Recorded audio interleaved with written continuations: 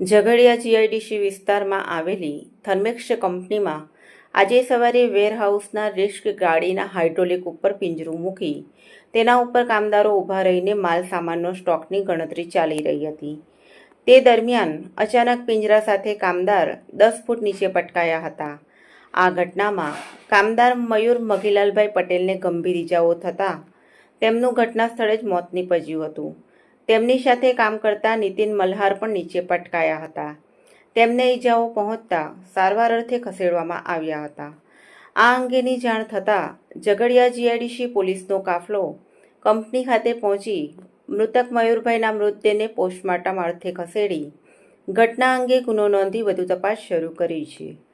અત્રે ઉલ્લેખનીય છે કે 3 દિવસ અગાઉ પણ ઝઘડિયા જીઆઈડીસી એક કંપનીમાં કલર કામ કરતા કામદાર નીચે પટકાતા મોત થયું હતું।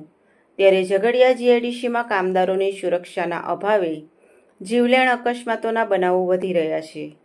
ત્યારે તંત્ર આ બાબતે કંપની સામે કડક કાર્યવાહી હાથ ધરે તેવી લાગણી પ્રવર્તી છે। Jayshil Patel, TPN channel, Jhagadia.